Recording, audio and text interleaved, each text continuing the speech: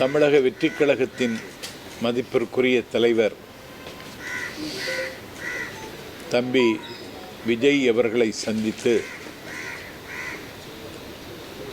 பொன்னாடை அணிவித்து நீயும் முதல்வராகலாம் என்கிற புத்தகத்தை கொடுத்து தாவேக்காவில் இன்று என்னை நான் இணைத்து கொண்டேன். 6 ஆண்டு காலம் எந்த அரசியல் கட்சியிலும் என்னை இணைத்து கொள்ளாமல் திராவிட இயக்கத்தின் சொற்பொழிவாளர் என்று சொல்லி பெரியார் அண்ணா லட்சியங்களை பேசி வந்த நான் இன்றைக்கு தாவேக்காவில் இணைத்து கொண்டு நாடு முழுக்க தாவேக்காவினுடைய ஒரு பிரச்சாரகனாக பவனி வர தம்பி விஜய் என்னை அனுமதித்திருக்கிறார். என்னை பார்த்த நிமிடத்தில் நான் உங்கள் ஃபேன் என்று சொல்லி அவர் சொன்ன நிமிடத்தில் நான் மெய்சிலிர்த்து போனேன். இப்படி ஒரு அங்கீகாரத்தை தம்பி தருவார் என்று நான் எதிர்பார்க்கவில்லை. டெல்லி சுப்ரீம் கோர்ட் கரூர் துயரத்திற்கு சிபிஐ என்கொயரி என்று உத்தரவு போட்ட அன்று குமுதம் இணையதளத்திற்கு அலைபேசி வாயிலாக இது தாவேக்காவிற்கு கிடைத்த வெற்றி, கையெறு நிலையில் கைவிடப்பட்டு கை பிசைந்து கண்ணீரோடும் கவலையோடும் இருக்கின்ற தாவேக்கா அடுத்த அடியை எப்படி எடுத்து வைப்பது என்று யோசித்து கொண்டிருக்கிற நிலையில் உச்சநீதிமன்றம் தாவேக்காவுக்கு ஒரு புதிய வாசலை திறந்து வைத்திருக்கிறது என்று நான் குமுதம் தமிழுக்கு சொன்னேன். அந்த நிமிடத்திலிருந்து அறிவாலயத்திலிருந்து எனக்கு காது கொடுத்து கேட்க முடியாத அளவிற்கு வசை சொற்களால் என்னை வசை மாறி பொழிந்தார்கள். தொடர்ந்து 5 நாட்கள் தஞ்சை மாவட்டத்தில் சுற்றுப்பயணத்திற்கு ஒத்துக்கொண்டிருந்தேன். அந்த நிகழ்ச்சியை ரத்து செய்தார்கள்.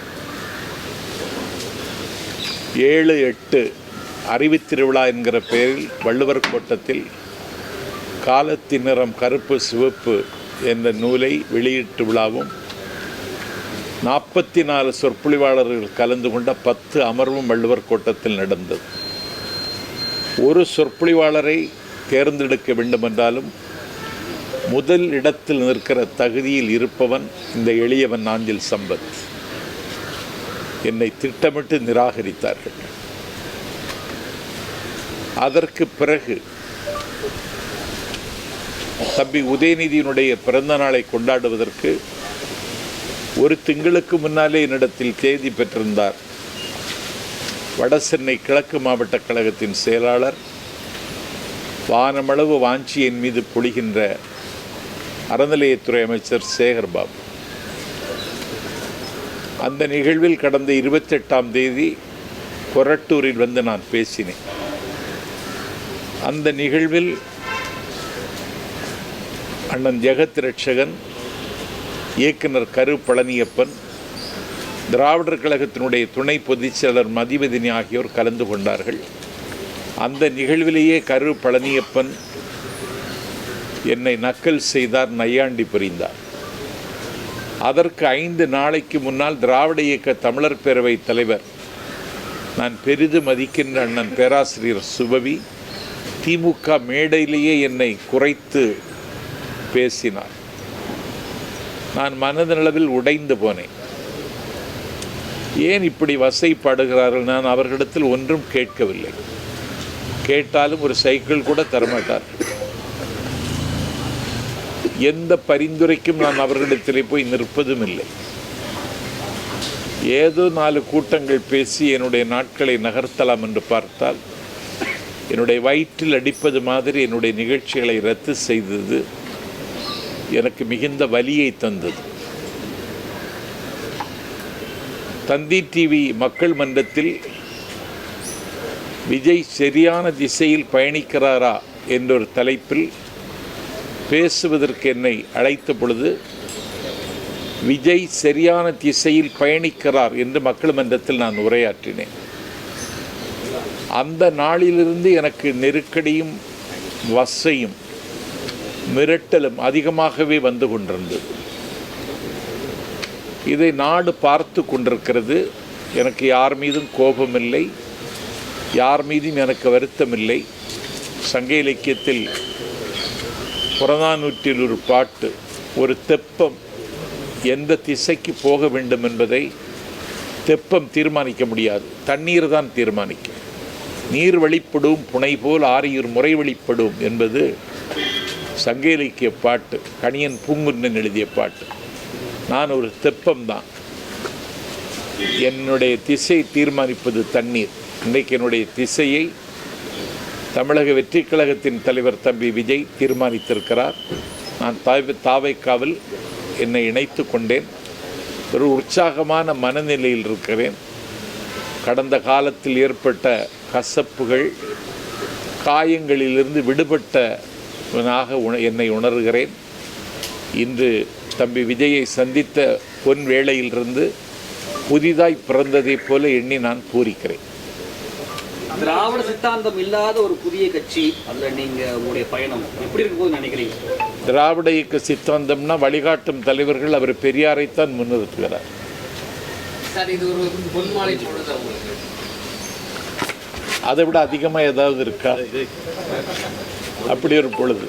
ஏன்னா அவர் பெரியாரைத்தான் முன்னிறுத்துகிறார். பெரியாருக்கு காவி உடுத்தி, காவி சாயம் பூசி, பெரியாரை பேசக்கூடாதென்று சங்கிகள் அரசியல் அதிகாரத்தோடு தமிழ்நாட்டில் அழிச்சாட்டியம் செய்கிற காலத்தில் புதிதாக தொடங்கிய ஒரு அமைப்பிற்கு வழிகாட்டும் தலைவர், கொள்கை தலைவர் என்று பெரியாரை தம்பி விஜய் முன்னிறுத்தினார். பாபா சாஹிப் அம்பேத்கர் இந்தியாவினுடைய அரசியல் சட்டத்தை ஆக்கி தந்தவர். அவர் பட்ட பாடுகளும் அவர் சுமந்த சிலுவைகளும் சொல்லி மாள முடியாது. அவரையும் கொள்கை தலைவராக ஏற்றுக்கொண்டார். அதை தாண்டி எனக்கு ரொம்ப மகிழ்ச்சி, பெருந்தலைவர் காமராஜர் அவர்களை குலக்கல்வி திட்டத்தை சக்கரவர்த்தி ராஜகோபாலாச்சாரி கொண்டு வந்த பொழுது 6000 பள்ளிகளை அன்னை தமிழகத்தில் திறந்து 9 ஆண்டு காலம் இந்தியாவின் விடுதலைக்காக சிறையிருந்து 9 ஆண்டு காலம் தமிழ்நாட்டின் முதலமைச்சராக இருந்து த காமராஜ் பிளான், நேரு ஒப்புக்கொண்ட அந்த பிளானை தந்த, இந்தியாவில் 2 பிரதமர்களை தீர்மானித்த கிங் மேக்கர் காமராஜரையும் கொள்கை தலைவராக ஏற்றுக்கொண்டார். கை குழந்தையோடு விடுதலை போராட்டத்தில் கராகரத்துக்கு சென்ற அஞ்சலை அம்மாளையும், இந்தியாவினுடைய விடுதலை போரில் முத்துவிடகநாதர் என்கிற தன்னுடைய மணாளன், சிவகங்கை சீமையின் மன்னன், காளையார் கோவில் என்கிற கானப்பேல் சிவன் கோவிலில் பட்ட பகலில் கொல்லப்பட்ட பொழுது மாலை சூட்டிய மணாளன் இறந்து விட்டான் என்ற ஈர செய்தி கேட்டு கோவிலுக்கு நேராக சென்று கொல்லப்பட்டு கிடக்கிற முத்துவிடகநாதர் என்கிற மணாளனுடைய அந்த இரத்தத்தை நெற்றியில் பூசி விருப்பாட்சி வரைக்கும் நடந்தார் வேலு நாச்சியார். அன்றைக்கு ஹைதர் அலி 4000 போர் வீரர்களை கொடுத்து விருப்பாட்சியிலிருந்து சிவகங்கை வந்து வெள்ளை ஏகாதிபத்தியத்தினுடைய 6 கால்களை வெட்டி சாய்த்து சிவகங்கை மீட்ட வேலு நாச்சியாரையும் அவர் கொள்கை தலைவராக ஏற்றுக்கொண்டிருக்கிறார். இப்பொழுது அவர் பிரச்சாரம் என்று சொல்லி வீதிக்கு வருகிற பொழுது 1967 நிலத்திமிங்கலங்கள், பண்ணை பிரபுக்கள், ஆலையரசர்கள் கையில் இருந்த காங்கிரஸ் ஆட்சிக்கு முடிவு எழுதிய அறிஞர் அண்ணாவையும் 1977 ஆட்சி மாற்றத்திற்கு அகரம் எழுதிய மக்கள் திலகம் எம்ஜிஆரையும் அவர் அடையாளப்படுத்துகிறார். ஆகவே தமிழ்நாட்டில் என்னை பொறுத்தவரையில் பேசுவதற்கு நிறைய செய்திகள் இருக்கிறது. இனிமேல் பரபரப்பாக இருக்கு. விஜய் என்ன செய்வார் என்ற நம்பிக்கையில நீங்க திராவிட மேடைகளில் உங்களுக்கு ஏற்பட்ட புறக்கணிப்பு, அவமதிப்பு தான் காரணமா, இல்ல விஜயை பத்தி நீங்க பேசுறது பிற்பாடு இந்த அவமதிப்பு ஏற்படுது? இல்ல, நான் 6 வருஷம் எந்த கட்சியிலையும் சேராம தான் இங்க வந்தேன் தம்பி. 6 வருஷம் நான் எந்த கட்சியிலையும் சேராம தான் இங்கே வந்தேன். போதும்னு நினைச்சேன். ஏதோ 4 கூட்டங்கள், நான் ஒரு தமிழ்நாட்டினுடைய தலை சிறந்த சொற்பொழிவாளர்களை வரிசைப்படுத்தினா நான் அதில் முதலிடத்தில் இருக்கிறவன். நான் இயங்க வேண்டும். என்னை முடக்கி வைத்திருக்கிறார்கள். இன்றைக்கு இயங்குவதற்கான வாய்ப்பை தம்பி விஜய் தந்திருக்கிறார். மதிமுக தேமுதிக வந்து திராவிட பெயர்கள் இருந்த கட்சியிலே பயணிச்சுட்டு வந்தீங்க. தேமுதிக பயணிகளையே ஆதரவு தெரிவிச்சு இல்லையே. மதிமுக சரி அதிமுக சொல்லிட்டு திராவிட கட்சியின் பெயர் உள்ளதே பயணிச்சுட்டு வந்தீங்க. இப்போ திராவிடம் இல்லாத ஒரு கட்சியில வந்து இணைஞ்சிருக்கீங்க. எப்படி பார்க்கணும்? திராவிடம் இல்லைன்னு யார் சொன்னா உங்கள்கிட்ட? பெயர்ல இல்லை. பேரில் இல்லை. தமிழகம் இருக்குல்ல, அது போதும். எப்படி எப்படி தமிழ்நாடுன்னு கூப்பிடுங்க, தமிழகம்னு கூப்பிடாதீங்கன்னு சொல்லி நிறைய போராட்டங்கள்லாம் நடந்தது. இல்லை, அவர் கட்சிக்கு தமிழக வெற்றி கழகம்னு பேர் வச்சிருக்காரு. தமிழ்நாட்டில் ஒரு குழப்பம் இருக்குது. திராவிட தேசியம் வேறு, தமிழ் தேசியம் வேறுன்னு. அதெல்லாம் கிடையாது. தமிழ் தேசியமும் திராவிட தேசியமும் ஒன்று தான். திராவிட இயக்கத்தினுடைய நீட்சியாகத்தான் நான் தம்பி விஜயை பார்க்கிறேன். விஜய் என்ன மாற்றத்தை கொண்டு வருவார்? மாற்றாக விஜய் கிட்ட நீங்க என்ன மாற்றத்தை கண்டுட்டீங்க? விஜய்கிட்ட இருந்து என்ன மாற்றத்தை அவர் கொண்டு வருவார்னு சொல்கிறது அவர் அறிவிக்க போகிற இந்த தேர்தல் அறிக்கையில் நமக்கு தெரியும். அதே நேரத்தில் எனக்கு தெரிந்து தமிழ்நாட்டின் வரலாற்றில் இவ்வளவு லட்சக்கணக்கான இளைஞர்களை மூலதனமாக வைத்திருக்கிற இயக்கம் இன்றைக்கு தமிழக வெற்றி கழகம். ஒரு நாட்டினுடைய காலை பொழுதை தீர்மானிக்கிறவர்கள் இளைஞர்கள் தான். இந்த இளைஞர்களை வைத்துக்கொண்டு ஒரு அதிரடி மாற்றங்களை செய்வதற்கு தம்பியிடத்தில் திட்டம் இருக்கிறது என்றே நான் நம்புகிறேன். யாருக்குமே புரிதல் இல்லாம சிலர் இருக்காங்க. இதை எப்படி பார்க்குறீங்க? யாருக்கு? தமிழக வெற்றி கழகத்தில் இருக்கக்கூடிய தொண்டர்கள். அதான் அது நான் தம்பிகிட்ட பேசினேன். அதுக்கு தமிழ்நாடு முழுவதும் பாசறை கூட்டங்கள் நடத்தணும், எல்லா இடத்துலையும் நடத்தணும்னு சொல்லிட்டேன். தாவேகா காதலா எது போன்ற பிரச்சனைகளை நீங்கள் முன்னெடுக்கிறீங்க? எதை மையப்படுத்தி உங்களுடைய பேச்சுகள் அமைய இருக்குது? இந்த கொள்கை தலைவர்களை பற்றியே பேசினா போதும். தமிழ்நாட்டினுடைய பிரச்சனைகள் நிறைய இருக்குது.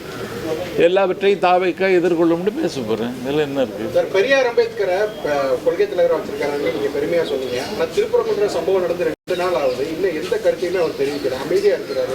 இது நெருடலாக இல்லையா உங்களுக்கு? எனக்கு திருப்பரங்குன்ற சம்பவம் வந்து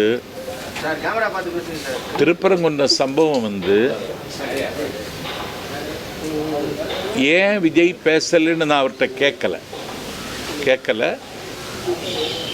ஆனால் பேசாமல் அவர் இருப்பது ஒரு வகையில் நல்லது.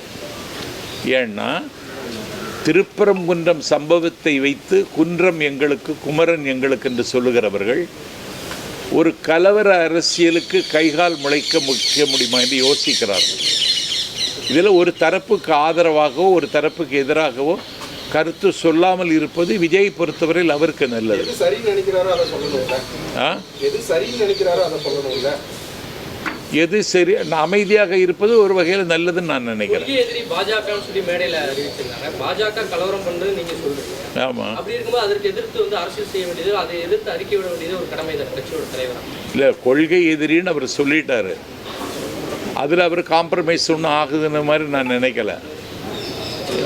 நான் அவர்கிட்ட கேட்டேன், நீங்கள் பிஜேபிக்கு கூட ஒரு இணக்கமான போக்கு இருப்பதாக சொல்லுகிறார்கள்னு. அப்படி ஒன்றும் இல்லை. அதிகாரத்தில் இருக்கிற கட்சி தேர்தல் இங்கே நடக்க போகுது. அதனால் இதை கூர்மையாக விமர்சிக்கிறேன். அதற்கு நேரம் வரும்பொழுது பார்த்து கொள்ளலாம். சார், கடந்த மாதம் வந்து திராவிட வெற்றி கழகத்தில் வந்து தொடக்க கால கவுண்டர்கிட்ட தொடங்கி வச்சிங்க. இப்போ இங்கே வந்து ஜாயின் பண்ணியிருக்கீங்க. அங்கேயே சேர்ந்துருக்கலாம்ல நீங்கள்? அப்படி திராவிட வெற்றி கழகத்தில் என்னை கூப்பிட்டாங்க. சத்யா வர முடியாதுன்னு சொல்லிட்டு தான் வந்தேன். அதுக்கான காரணம் சார் எது? அங்கே சேராததுக்கான காரணம்? அங்கே சேராது என்ன இங்கே இருக்கு? அங்கே இல்லாதது என்ன இங்கே இருக்கு? அங்கே சேராததுக்கு காரணம் வேற இருக்கு. அது ஒரு பர்சனல் விஷயம். அது தேவையில்லை. திமுக அதிமுக 2 கட்சியிலுமே நீங்கள் இருந்திருக்கீங்க. அப்போ அந்த கட்சியிலேருந்து வெளியே வந்ததுக்கப்புறம் அந்த கட்சிகளை பற்றி விமர்சனம் பண்ணிருக்கீங்க. இப்போ தாவேக்கால இருந்திருக்கீங்க. ஃபியூச்சரில் இதை பற்றி விமர்சிக்க மாட்டீங்க? எதை பற்றி விமர்சிக்க மாட்டேன்னு?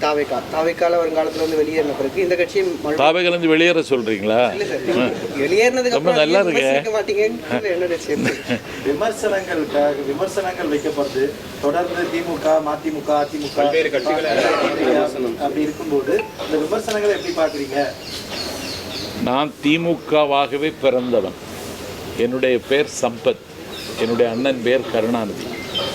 என்னுடைய தம்பியின் பேர் ஸ்டாலின். நான் பயின்ற தென் திருவிதார் இந்து கல்லூரியில் மாணவர் திமுகவை தொடங்கியவன். குமரி மாவட்ட திமுக வரலாறு என்று பப்ளிக் ப்ராசிக்யூட்டர் தோப்பூர் சுப்பிரமணி எழுதிய புத்தகத்தில் எனக்கென்று சில பக்கங்கள் இருக்கிறது. மலையாளம் பேசுகிற குமரி மாவட்டத்தினுடைய மேற்கு பகுதியில் நிறைய கூட்டங்கள் நான் பேசியவன். நான் 300 கூட்டங்கள் குமரி மாவட்டத்தில் மட்டும் பேசியிருக்கேன். திமுகவிலேயே தான் ஆயுள் முழுவதும் பணியாற்ற வேண்டும்னு நினச்சேன்.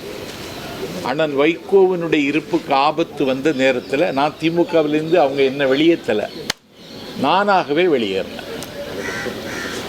அண்ணன் வைகோவின் தலைமையேற்று 19 ஆண்டு காலம் பணியாற்றினேன். என்னுடைய இருப்பை அவர் செறித்து கொள்ளவில்லை. அப்போது நான் வெளியேறினேன். அண்ணா திராவிட முன்னேற்றக் கழகம் எனக்கு ஒரு அடைக்கலம் தந்தது. ஏன்னா எனக்கு கொலை செய்கிற அளவுக்கு சில திட்டம் போட்டார்கள். அந்த அம்மாவிடத்தில் நான் போய் சேர்ந்தேன். அதற்கு பிறகு அவருடைய மறைவிற்கு பிறகு எடப்பாடி தலைமையை நான் ஏற்றுக்கொள்ள விரும்பலை. சசிகலா அம்மா கூட பயணிக்கலான்னு நினச்சேன். அதுக்கு முன்னே அவங்க செயலுக்கு போனாங்க. டிடிவி தினகரனுக்கு கூட கொஞ்ச நாள் பயணித்தேன். அவர் திடீர்னு அம்மா மக்கள் முன்னேற்ற கழகம்னு என்னமோ சொன்னார்.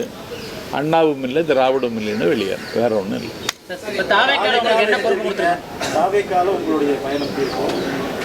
என்ன பொறுப்பு நான் பிரச்சாரம் செய்யணும், எனக்கு வேற ஒன்றும் இல்லை. என்னுடைய பயணத்தை நான் பிரச்சாரம் செய்தே வாழ்ந்தவன். அந்த வாய்ப்பு எனக்கு தரணும்னு தம்பிகிட்ட கேட்டேன். சார், இப்போ மதிமுக திமுக அப்படின்னு சொல்லி கட்சி மாறிக்கிட்டே இருக்கீங்க. நான் மாறலையே, அதுதானே இப்போ சொல்லிட்டு இருந்தேன் மாறலைன்னு. நான் கட்சி மாறல தம்பி. அதான் இன்னைக்கு இணைந்திருக்கேன்னு சொன்னேன். 6 வருடத்துக்கு பிறகு ஒரு கட்சியில் இணைந்திருக்கேன்னு சொன்னேன். அடுத்தடுத்து மாறிக்கிட்டே வர்றதுக்கான நம்ம எடுத்துக்கிற முடியும். இது இணைந்தது அப்படின்னு எப்படி எடுத்துக்கிறது? இணைந்தது தான், மாறலையே. எப்படி எடுத்துக்கிறதுன்னு எங்களுக்கு புரியலையே. நான் இன்னைக்கு தாவேக்காவில் இணைந்திருக்கிறேன். கட்சி மாறலன்னு சொல்றீங்க? மாறலையே. 6 வருட காலமாக எந்த கட்சியிலும் இல்லாதனா இன்னைக்கு சேர்ந்திருக்கேன். ஆரிய எதிர்ப்பு சனாதன எதிர்ப்பு பண்ற அளவுக்கு தாவேக்காவுக்கிட்டையும் விஜய்கிட்டையும் வல்லமை இருக்குன்னு நினைக்கிறீங்களா? ஏன்னா 70 ஆண்டு கால வரலாறு திராவிட வரலாறு தெரிஞ்சவர் நீங்க. ஆமா. புதுசா ஒரு கட்சி தொடங்கிய ஒரு நடிகர் விஜய், அவருக்கு வந்துட்டு பாஜக மாதிரி ஒரு சனாதன எதிர்ப்பு மாதிரி சித்தாந்தங்கள்லாம் எதிர்க்க நினைக்கிறீங்களா? எனக்கு தெரிஞ்சு ஒரே நேரத்தில் 2 பவர் செக்டர் ஸ்டேட் அண்ட் சென்ட்ரலில் அவர் கேள்வி கேட்கிறார். கொள்கை எதிரின்னு டெல்லி எஜமானர்களையும், அரசியல் எதிரின்னு தமிழ்நாட்டில் அதிகாரத்தில் இருக்கிற திமுகவையும் ஒரே நேரத்தில் எதிர்க்கிறார். இந்த துணிச்சலே நான் பாராட்டுறேன். எதிர்க்கிறாரு, ஆனால் கேள்வி கேட்கறது இல்லையே, மௌனம் காக்குறாரு நிறைய விஷயத்தில். ஏன் கேட்குறாருன்னா அவர்கிட்ட கேட்கணும், நீங்கள் என்கிட்ட கேட்கக்கூடாது. நான் இன்னைக்கு தானே சேர்ந்துருக்கேன். கேட்டு சொல்லுங்கள். தாவேக்காவில் இணைஞ்சிருக்கீங்க. தாவேக்காவுக்கு பல்வேறு விமர்சனங்கள் இருக்குது. கொள்கையில் என்னன்னு தெளிவு பெறல அப்படிங்கிற மாதிரி விமர்சனம். சாதிய ஆணவ படுகொலை குறித்து ஒரு சரியான பார்வை அவங்களுக்கு இல்லை அப்படின்னு சொல்லி விஜய் அது கண்டித்தும் அறிக்கை விடல. அதை எப்படி பார்க்குறீங்க? இத்தனை ஆண்டு காலம் திராவிட இயக்கத்தை வந்து பயணிச்சிருக்கீங்க. சாதி ஆணவ படுகொலை நியாயப்படுத்தி இருக்காரா விஜய்? இல்லை, பேசாதும் மௌனம் எப்படி இருக்குது? இல்லையே, அப்படியெல்லாம் ஒன்றும் இல்லையே. கவின் படுகொலை கண்டித்து பேசல. அமைதியா இருக்கிறது ஒரு சரின்னு சொல்லுங்க. தவறை சுட்டி காமிக்காம அமைதியா இருக்கிறத சரின்னு எப்படி சொல்றாங்க? எப்படி எடுத்துக்கலாம்? தவறு அவர் சுட்டி காட்டணும்னு தான் சொல்றேன். சுட்டி காமிக்கல கடந்த காலங்கள்ல, அதை எப்படி பாக்குறீங்க?